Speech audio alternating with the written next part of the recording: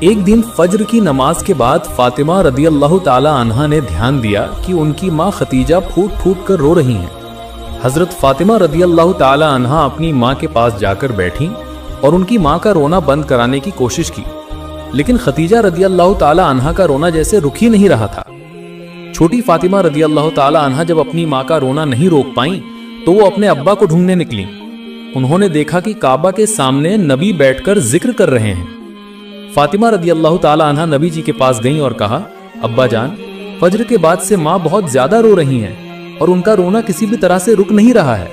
میں نے بہت کوشش کی ان کا رونا بند کرانے کی، لیکن ماں کسی کی کوئی بات نہیں سن رہی ہیں۔ چھوٹی بیٹی فاطمہ کے منہ سے ایسی بات سننے کے بعد نبی جی نے اور دیر نہیں کی، وہ فاطمہ کو لے کر گھر آئے اور ختیجہ کے پاس جا کر بیٹھ گئے۔ ختیجہ رضی اللہ تعالی عنہا نے کہا، یا رسول اللہ، میں قبر کے بارے میں سوچ کر رو رہی ہوں۔ مجھے محسوس ہو رہا ہے کہ میرا وقت شاہد آ گیا ہے۔ اس اندھیری قبر میں کیسے رہوں گی جہاں کوئی سنگی ساتھی نہیں ہوگا؟ میں اس قبر کے بارے میں سوچ کر اپنا رونا روک نہیں پا رہی ہوں۔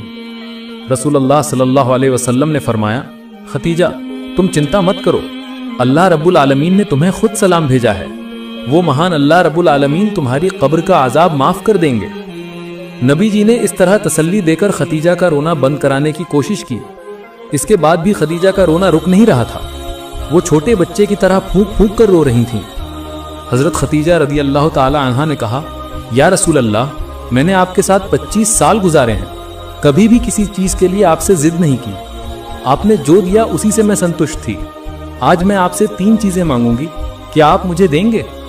نبی جی آنسو بھری نظروں سے ختیجہ کی طرف دیکھ رہے تھے اور نرم آواز میں ختیجہ سے بولے، ہے ختیجہ، تم بتاؤ کیا چاہتی ہو؟ میں اپنی زندگی کی قیمت پر بھی تمہاری مانگ پوری کرنے کی کوشش کروں گا۔ حضرت ختیجہ رضی اللہ تعالی عنہا نے کہا، پہلی مانگ یہ ہے، میں نے آپ کا پرانا ایک جبہ دھو کر صاف کر کے رکھا ہے۔ جب میں انتقال کروں گی تو آپ وہ پرانا جبہ میرا کفن کا کپڑا استعمال کیجیے گا۔ آپ کے پرانے جبے میں مجھے لپیٹ کر دفن کیجیے گا۔ نبی جی نے فرمایا، ہے ختیجہ، ایسی غیر مناسب مانگ کیوں کر رہی ہو؟ تمہارے انتقال کے بعد میں اپنے پرانے جبے سے تمہیں کیوں دفن کروں گا؟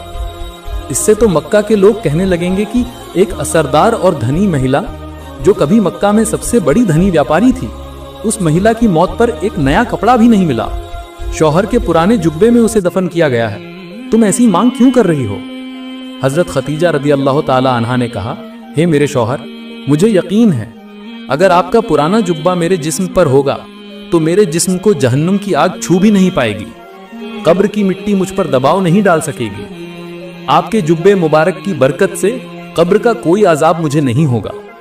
رسول اللہ صلی اللہ علیہ وسلم نے فرمایا، ختیجہ، تم جیسا چاہتی ہو ویسا ہی ہوگا، میں اپنے پرانے جبے سے ہی تمہیں دفن کروں گا۔ دوسری مانگ یہ ہے، جب مجھے قبر میں اتارا جائے گا آپ اپنے ہاتھوں سے مجھے گود میں لے کر قبر میں اتاریے گا۔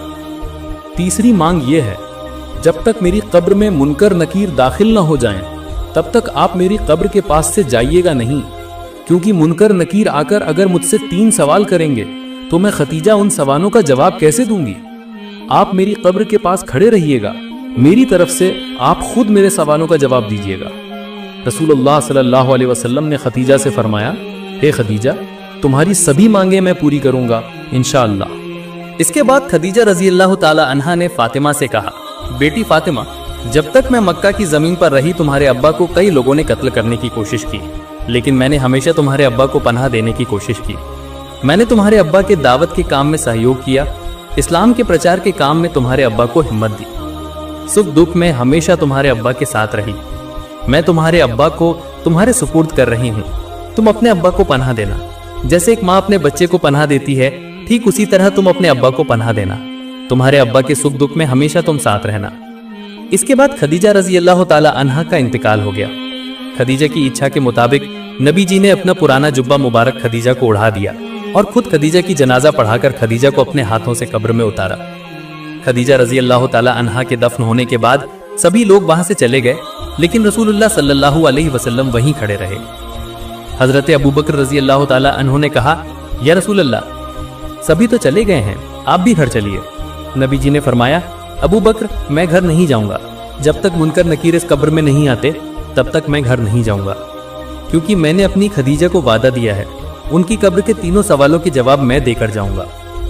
इस तरह पूरा दिन गुजर गया और शाम हो गई। तब भी नबी जी खदीजा की कब्र के पास खड़े थे।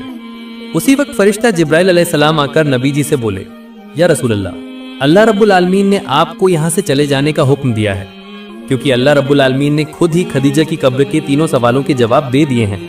आप कोई चिंता ना करें, खदीजा की कब्र अब जन्नत का बाग बन गई है। अपने दोस्तों और रिश्तेदारों के साथ शेयर करें और हमारे चैनल को सब्सक्राइब करना ना भूलें। इंशाअल्लाह हम फिर मिलेंगे एक नई वीडियो के साथ।